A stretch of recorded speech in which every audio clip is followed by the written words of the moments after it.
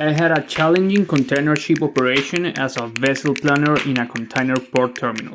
The planners in a container ship operation are the middle leaders of the operations and are the ones who decide where and when a container is loaded or discharged from the vessel.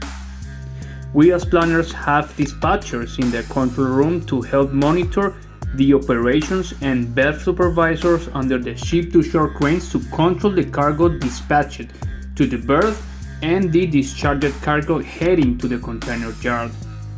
Additionally, the planner has one yard planner who manages and deals the cargo that goes from the yard to the berth and the containers that go from the berth to the yard. My situation was in 2020 at a port terminal in Buenaventura, Colombia. I was working as a vessel planner.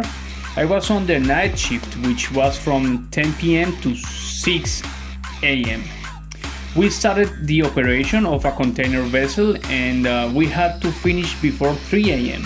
so the vessel could complete the whole discharge and loading operation and set sail before the low tide after that hour. In Buenaventura, all port terminals suffer the issues of tides and have to manage the operations accordingly. Because of the vessel's draft, the latest hour that the ship should finish the operation was at 2 a.m. So the police have time to do the security inspection and the vessel can set sail with enough water at 3 a.m. If we don't finish the operation on time, we will have to accomplish at least the discharge operation and cut some of the loading cargo to let the ship go. Then, if the planner does not make a decision quickly, the vessel will have to stay and take the next tide to set sail. This is very costly for the ship and the port terminal if the berth is already scheduled for another incoming vessel. Any mistake in the operation represents a huge amount of money for the client and a negative impact to the reputation of the port terminal. That night I was with another ship planner, my dispatchers, and a yard planner in the operations room.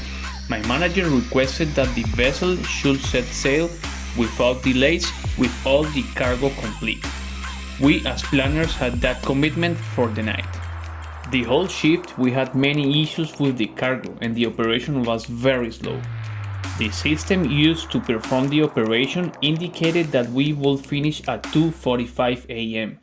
and 15 minutes are not enough time for police to do the security inspection. Although we were two planners, I took the leadership of the operation and started pressing forward to make it faster. I asked my colleague to call the police and request to do the inspection in 30 minutes instead of 1 hour. All dispatchers and berth supervisors were reluctant to believe we could finish the operation on time. I wasn't sure about it, but I was going to try it and not give easily up. Although I had my doubts, I always showed myself that we were able to achieve it.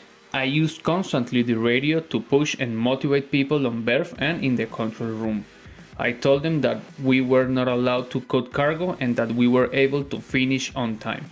We just needed to make it faster.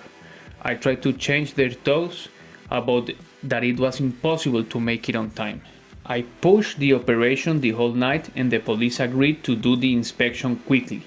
At the end, we finished at 2:30 a.m. and the vessel set sail in the last minute. At the end, I felt great because I had the initiative to push forward and not give up, and I influenced everybody with this talk during the operation. Furthermore, I felt pleased because we achieved a very challenging operation as a team and I was the one who directed it. Leadership is to influence others to achieve what you want in a way that others feel good doing it.